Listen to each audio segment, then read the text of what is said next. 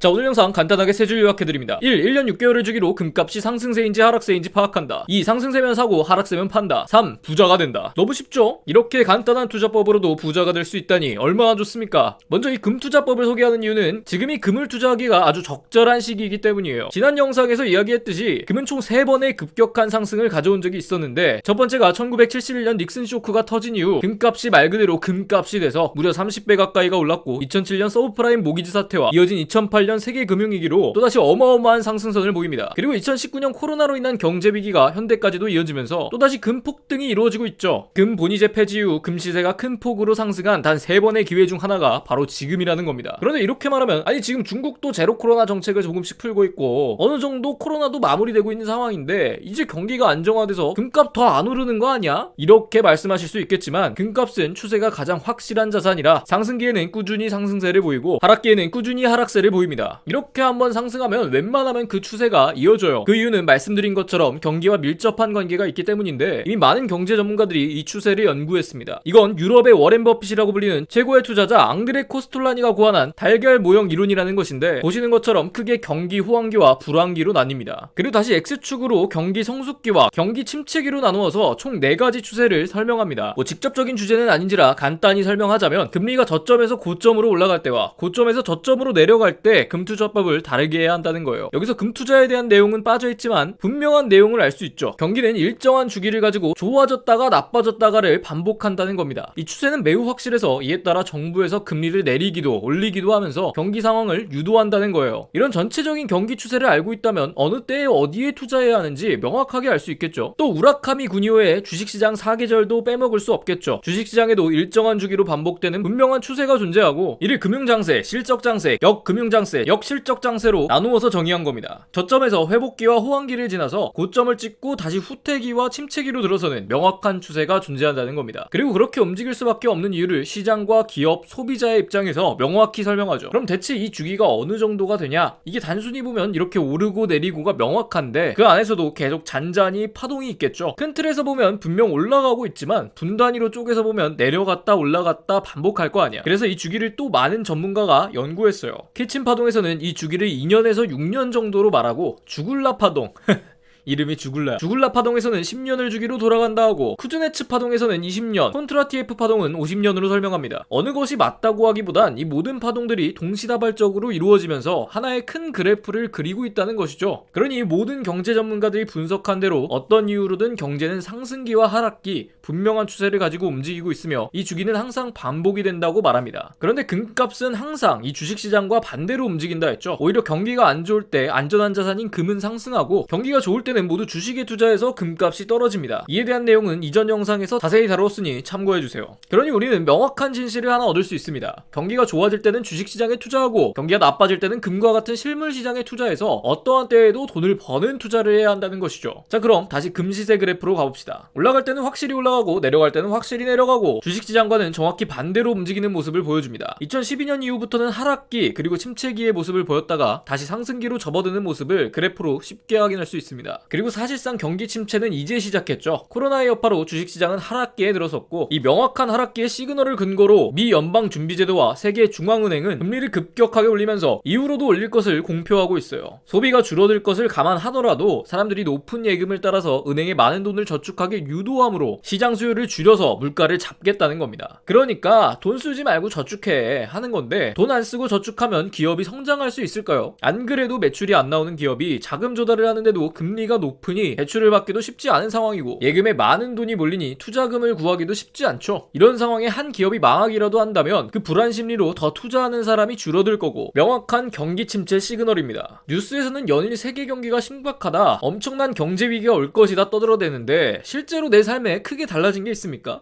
아직까지 실제 소비자가 느끼는 수준까지 내려오지도 않은 상황이에요. 앞으로 경기가 나빠질 것은 기정사실화인데, 그간 금 시세를 살펴보면 이건 무조건 가파른 상승 곡선을 탈 수밖에 없는 구조죠. 운이 좋다면 과거와 같이 몇십 배의 수익이 날 수도 있는 50년에 3번 있을까 말까한 기회입니다. 그런데 이렇게 말하면 나름대로 금 공부하신 분들은 두 가지 이유를 들어서 안 될 것이다 합니다. 첫 번째, 금값은 미국이 암암리에 조정하고 있어서 폭등할 수 없다. 두 번째, 금을 대체할 만한 코인이 나와서 예전만큼 오르지 않을 것이다. 이 두 가지가 금 투자를 비관적으로 보는 가장 대표적인 주장인데 한번 정확하게 파헤쳐보죠. 일단 첫 번째, 미국이 암암리에 금 시세를 조정하고 있다. 일종의 음모론이죠. 저는 음모론을 그다지 좋아하진 않지만 그렇다고 무조건 부정적으로 보지도 않습니다. 명확한 근거가 있다면 믿을만 하겠죠. 이 주장의 근거는 무엇일까요? 바로 앞선 영상부터 주구장창 말했던 그것, 금 본위제와 달러 본위제입니다. 원래는 가장 굳건한 가치를 가진 금이 세계 공용화폐의 역할을 했었는데 이게 너무 무겁다 보니 거래가 어려워서 전 세계 금의 70%를 가진 미국에서 달러를 금 교환권이라 하면서 금 본위제를 실시했다고 했죠. 야, 금으로 거래하면 너무 힘드니까 그냥 이 달러 가져오면 무조건 금으로 바꿔줄게, 이렇게 달러를 기축통화로 만들었는데 달러 가치가 떨어지면서 미국이 계속 손해를 보니까 금으로 바꿔준다는 약속을 깨고 달러 본위제로 바꾸었다고 했습니다. 어차피 달러가 세계 거래의 기준이 되니까 미국은 달러를 찍어내기만 하면 되는 거야. 세계에서 인정받은 화폐인 달러를 미국에서 독점적으로 발행한다는 게 이게 사실 엄청 기형적이고 이상한 상태거든요. 그러니 다른 강대국들이 가만히 있을 리가 있나? 유럽에서 유로화를 만들면서 기축통화의 자리를 위협했고 중국과 러시아 등에서도 굳건한 권력을 가진 달러에 여러 번 도전을 했습니다. 그러니 이런 움직임들이 많아질수록 사람들은 달러가 아닌 다시 금본위제로 돌아가자는 주장을 할 것이고, 이 무엇보다 확실한 돈인 금에 대해서 미국이 계속 견제를 한다는 것이죠. 금값을 인위적으로 조작해서 일정 시세 이상 올라가지 못하게 한다, 금을 평가절하시킨다, 이런 말입니다. 뭐 그럴듯하다 싶기도 하지만 아주 조금만 생각해보면 전혀 그렇지 않다는 걸 알아요. 자, 미국이 금값이 일정 수준 이상 못 오르게 막습니다. 그럼 가장 좋아할 나라는 어디일까요? 아까 말한 달러를 위협하는 강대국, 지금 금을 가장 적극적으로 모으고 있는 중국과 러시아가 제일 좋아하겠죠. 아니, 금값을 인위적으로 싸게 하면 더 많이 살 수 있잖아. 오히려 중국과 러시아를 도와주는 꼴이 됩니다. 이러한 주장이 나오게 된 게 바로 미국이 유지증거금을 조정해서 가격을 통제한다는 건데, 유지증거금은 간단히 말해서 증권사를 과도한 레버리지 상품의 위험성으로부터 보호하기 위한 제도예요. 듣기만 해도 좀 복잡하시죠? 그냥 우리나라 부동산 시장을 생각하면 됩니다. 우리나라 집값이 막 오를 때는 그 거품을 막기 위해서 정부가 나서서 규제를 하죠. 그런데 그런다고 집값이 떨어지는가요? 오히려 더 오릅니다. 정부가 아무리 규제 정책을 내놔도 시세가 상승하는 추세는 바꿀 수가 없어요. 그런데 금리가 올라버리니까 바로 집값 떨어지잖아. 이렇게 인위적인 시세 조정은 한계가 있고 그 추세를 막을 수가 없다. 단지 세계 경제에 따라 움직일 뿐입니다. 쉽게 말해 미국에서 금값을 조정할 필요도 없고 할 수도 없는 일이라는 겁니다. 그리고 두 번째, 코인이 금을 대체하는 수단으로 나왔다. 코인 좋아하는 형님들이 가장 좋아하는 말이죠. 금의 시대는 갔다. 이제 코인이 금을 대체할 것이다. 네, 뭐 좋습니다. 코인은 금이 가진 장점도 많이 가지고 있고 금보다 뛰어난 부분도 분명히 있어요. 그런데 과연 정말 가능할까? 일단 금 투자가 좋은 이유를 계속 말씀드렸죠. 경기가 안 좋을 때 빛을 발하는 게 금이다. 그런데 비트코인은 정확히 이와 반대로 움직입니다. 경기가 안 좋을 때 똑같이 떨어지고 경기가 좋을 때 살아나는 정확히 금과 반대되게 움직여요. 이 말은 무엇이냐? 대다수의 사람들이 코인을 신뢰할 만한 자산으로 보지 않는다는 겁니다. 경기가 안 좋아지면 사람들은 안전자산을 찾습니다.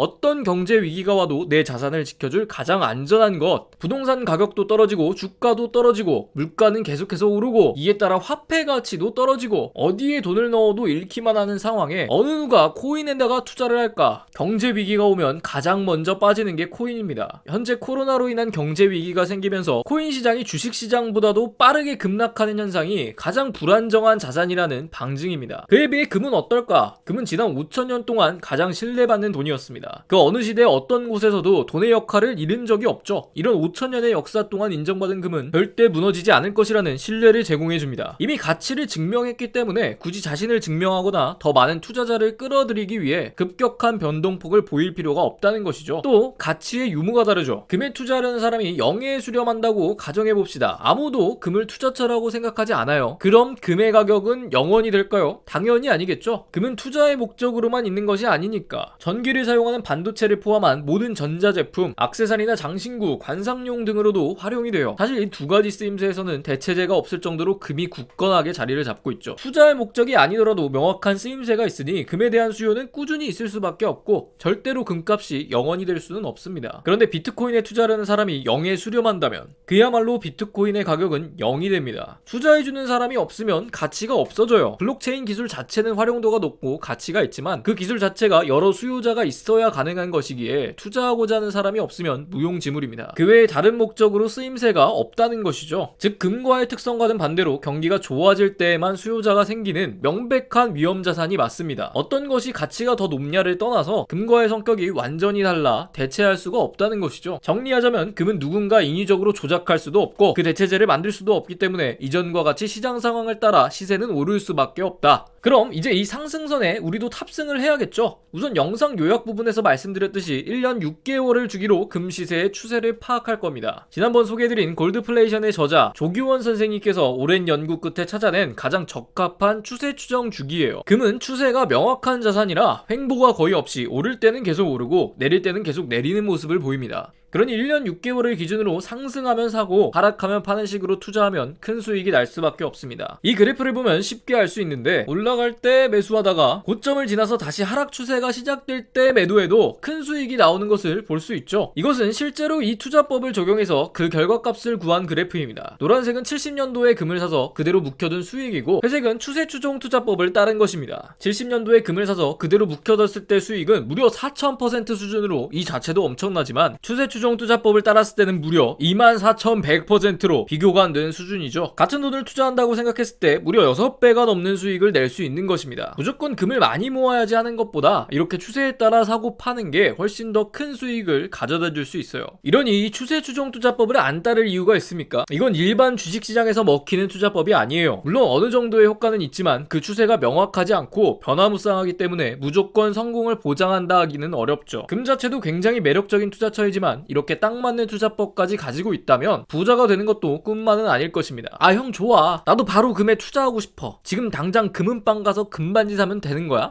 진정하세요. 금이 아주 좋은 투자처임에는 틀림없지만 그 금을 투자하는 방법도 여러 가지니까요. 많은 분들이 아시는 것이 아마 금은방에서 골드바를 사거나 은행에서 금계좌를 개설하는 방법일 거예요. 하지만 이외에도 정말 여러 가지 방법이 있고 수수료를 줄이는 법, 부가가치세를 피하는 법 등 다양한 노하우가 존재합니다. 그런데 그 구매 방법까지 이 영상에 담기에는 또 영상이 너무 길어졌죠. 여러분들이 금 투자가 정말 괜찮겠다 싶어서 더 많은 관심이 있으시다면 다음 영상에는 금 구매 방법에 대한 여러 가지 방법과 노하우를 제공드리겠습니다. 정말 너무 여러 가지 방법이 있어서 한 영상을 다 채우고도 남을 거예요. 그때까지 설레는 마음으로 기다려주시면 좋겠습니다. 마지막으로 말씀드릴 부분은 처음 달걀 모형 이론에서 설명드린 것처럼 투자는 시기에 따라 그 종목을 달리해야 합니다. 그리고 지금이 금에 투자할 절호의 찬스이고 금의 추세는 가장 명확하고 확실합니다. 만약 이런 지식이 없이 단순히 주식에만 단순히 부동산에만 투자한다면 큰 손실을 피할 수 없겠죠. 이 하나의 투자법을 공부하는 것도 중요하지만 전체적인 경제의 흐름을 아는 지식이 없으면 버는 돈도 쉽게 날릴 수밖에 없어요. 여러분도 이 후두교의 교인이 되어서 꾸준히 경제 지식을 쌓고 어떠한 경제 위기가 오더라도 나는 항상 돈을 버는 투자를 하면서 한 걸음씩 부자에 가까워졌으면 좋겠습니다. 그럼 후맨